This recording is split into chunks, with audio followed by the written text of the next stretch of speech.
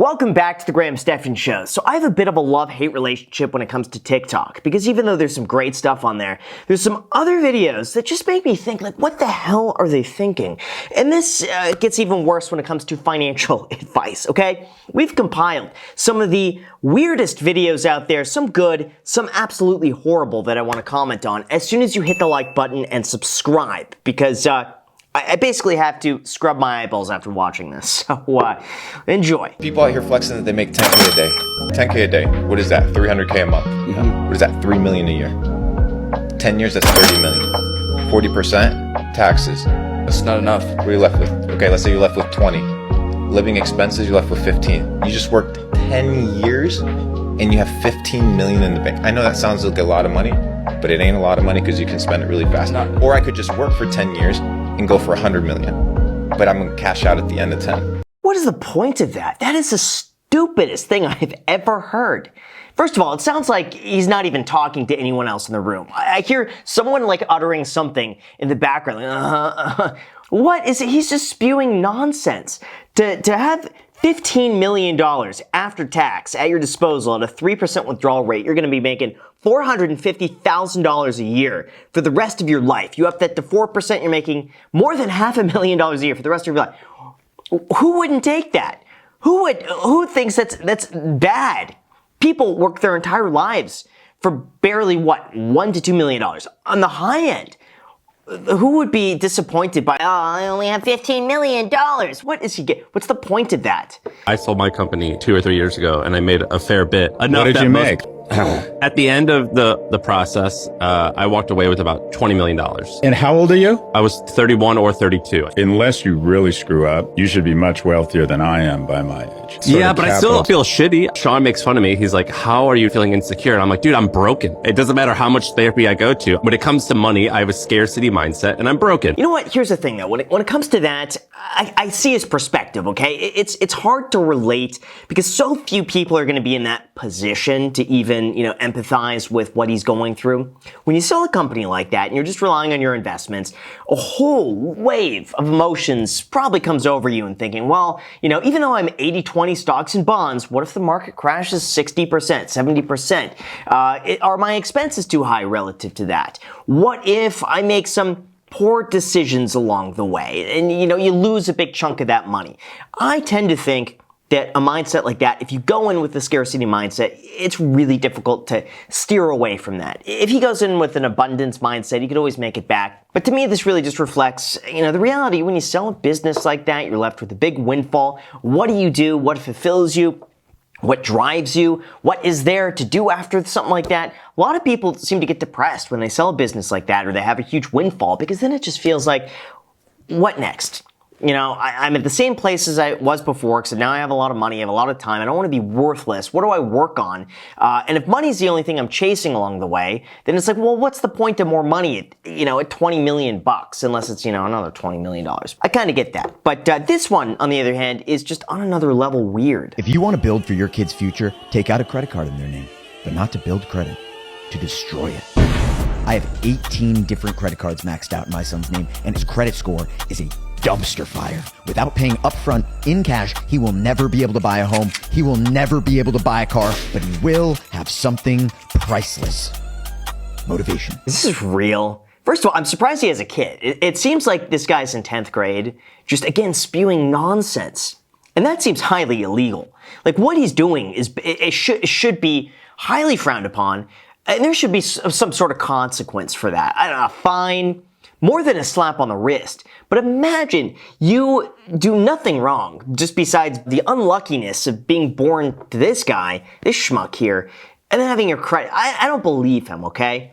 Anyone could be, on a podcast, just get a Rode microphone, have a camera, pretend like you're talking to someone else, and say whatever comes to mind. All the crap that you just kind of make up on the spot, you could spew out to the world and people just argue about it online because they think, I don't believe this.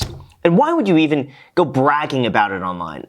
To me, it seems like he's bragging about like doing something borderline probably illegal to some extent, like taking out credit cards in other people's names, even though it's a son, and then maxing them out and just screwing his credit. That can't be legal. Because otherwise, Every parent would probably just take out a credit card in their son's or daughter's name at 1 year old, max it out, enjoy it, and then have them at like 8, file for bankruptcy. And then by the time they're 18, it's like the bankruptcy is a thing of the past. They can move on. Otherwise, everyone would be doing this. Why do you hate Dave Ramsey? I don't hate Dave Ramsey. I just hate everything he teaches. He's teaching people to be poor because he wants them to take their 40 years of time that they have to make money, and he wants to donate it to getting out of debt and paying crap off. It's bothering me he's not wearing socks or shoes. I hate that that's the only thing I could focus on with this video. Is just why be barefoot? If you know you're going to be on camera, you know people are going to see your toes, cover them up. Listen, you can't even see my toes, and they're covered up. I'm wearing socks.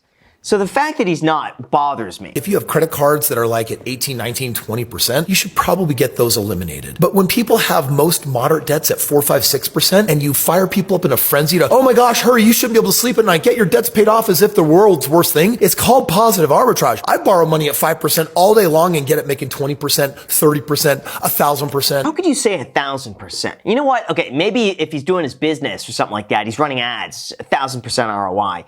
But for most people, they're probably going to be making anywhere between an 8 to 12% return on the high end if they're a good investor, long term. So just use that for a frame of reference. Dave just wants to act like all debt's bad. I'm like, no. Consumer debt is bad, but debt is what this country is built on. Debt is what the wealthy are built on. Debt is about controlling money to make money, and that has fallen on deaf ears in his community. Yeah, but you know what? Here's the thing though, when it comes to that, Dave Ramsey takes the approach of just like the average common person. What is best for the average? And for the average person, in most scenarios, is to pay down the debt.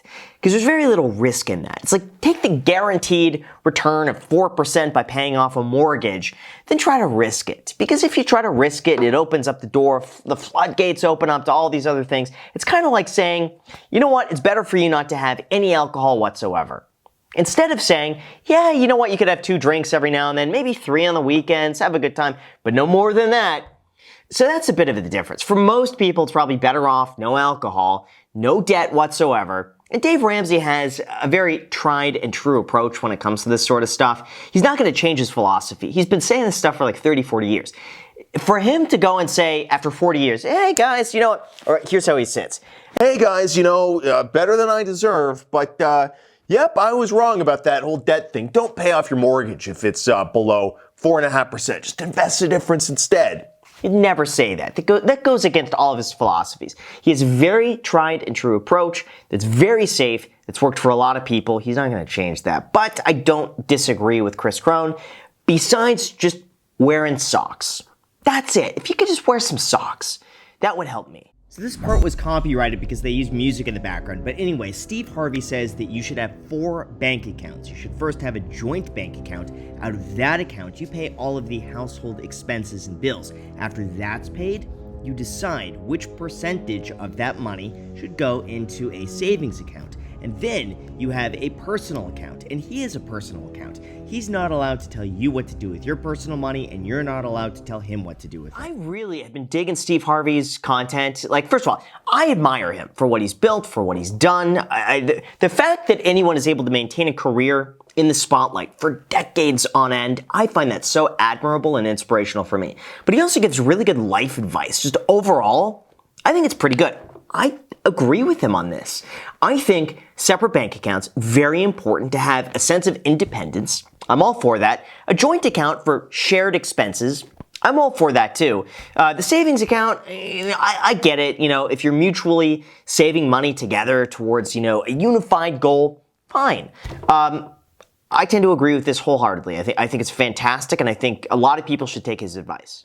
More copyright issues. So here's the thing. This guy talks about making money. Nobody makes money. They all take money. Every morning, the barista takes 5 of my dollars for my coffee, and every morning, I take 7 of her dollars out of the tip jar. Well, she makes it. We're both entrepreneurs, but in this case, I'm the better one. I'm so confused. So wait, he's taking money from the tip jar. So he's stealing money from the tip jar. I never see this as like, hey, you're taking. You're not taking. You're exchanging value. So let's just say I mow the neighbor's lawn. They give me $50. I am receiving 50 from them, but they are receiving my labor in return. And whatever my labor is worth is what I receive. So usually from what I've seen, money is simply exchanged in value for other goods and services. That's about it. And if you're good at it, you make a little more profit, and the other person also gets some value and you get to save and invest. And when you invest the money, other companies receive that money. They could then invest back into their own company, which then hires more people. Everybody wins. There should never be like a taking, receiving sort of thing. Like, oh, my benefit is at someone else's loss. It should never be like that. My financial advice that I give to everybody, including how I live today, is I spend half of my money like I'm going to live 50 more years, and half of my money like I'm going to live 50 more days. Because you know what? I might only live 50 more days. You don't know. No one knows, and life is very, very short. So I think if you put all your money in the bank, saving for a rainy day, you might just die with millions of dollars in the bank. So basically all he's saying is to save 50% of your income, which is a lot for most people. I mean, most people would be lucky to save 25% of their income. He's making so much money that him spending 50%, he probably can't even spend it fast enough. It's good advice to say, hey, save half, live on the other half. If people just did that, I think they would be way further ahead financially. But again, for him, his half is like buying mansions, Ferraris, all this crazy stuff, just because he's probably making $10 to $20 million a year at minimum. I remember I used to go to a Ferrari dealership, David. I'm broke. I got nothing on my name. I'm so poor, it sucks. But I would say, I want to find out if they believe I'm rich. So I would go to the dealership and I would walk around. You know what I would say? Man, the guy's ignored. He doesn't even say hi. You know why? He knows I can't afford it. He feels the vibe. So a year later, I would go back in. Still doesn't talk to me. Year later, I go back in. How are you? I still can't afford it. But now he believes I can't afford it. That's all that matters. You know what? It's really interesting. I hate going in though and wasting people's time. It's the one thing, even when I go to check out open houses, like I'm not in the market to buy a house. I'll walk in and just say, hey, I'm a looky-loo, no intention of buying anything. I just want to take a look. I don't want to take the flyer because I feel bad. They print out all the materials. I'm going to throw it away. So I tell them that. And I take a walk through the house. But oddly enough, sometimes when I tell them this, they want it even more because they just say no. And they're like, oh, wow, someone's actually going and saying they're not interested in the house. Well, maybe that means they're really serious because they are so upfront about this. So sometimes it backfires. But I like making sure I'm not wasting anyone's time. I get what he's saying, though.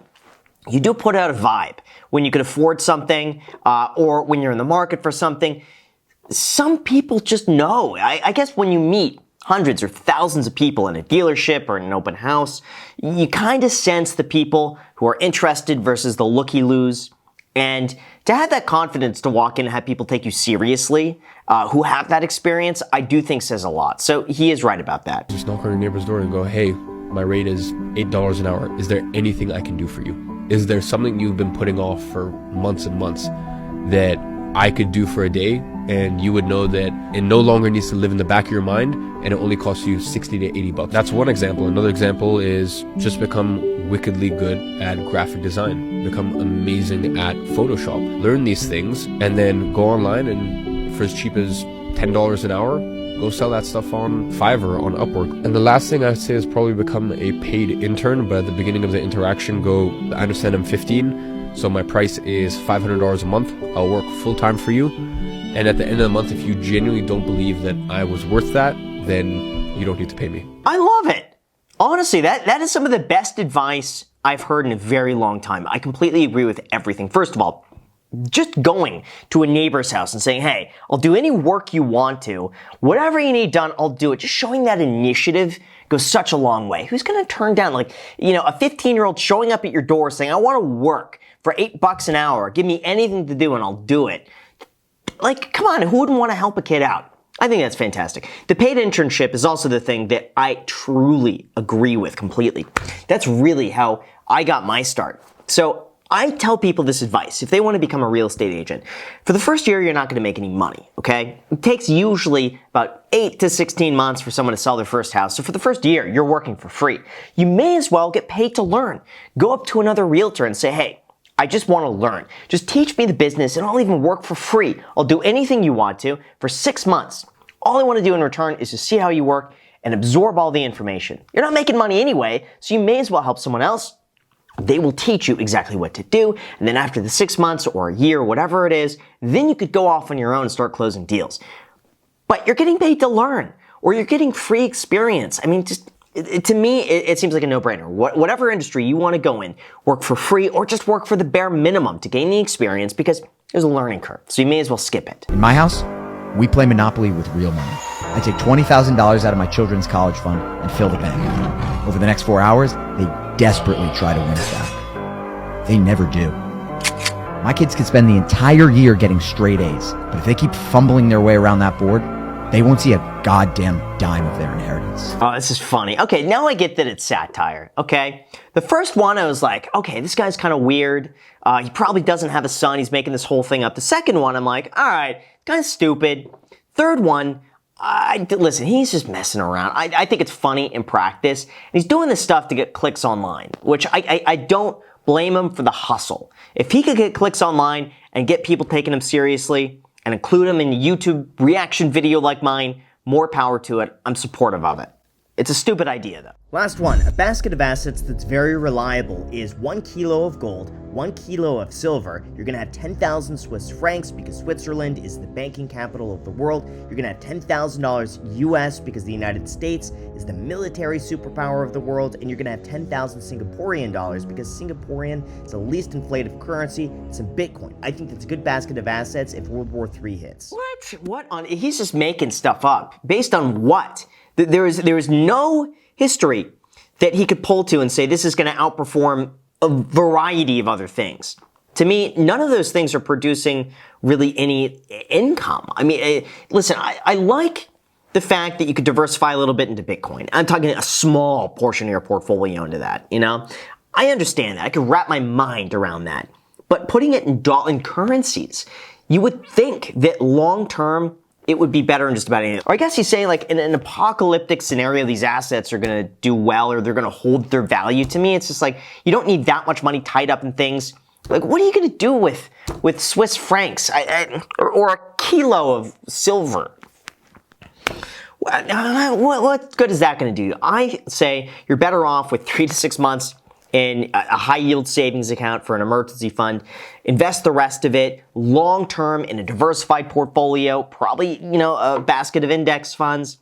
Keep, some food, some water, stuff like this. You'd probably be better off. And you'd also be better off getting some free stocks down below in the description when you make any deposit using a paid affiliate link. The stocks could be worth all the way up to a few $1,000s. So how about that, guys? Thank you for watching the video. The link is down below. Again, it's a paid affiliate link. Let me know which free stocks you get. Thank you so much, and until next time.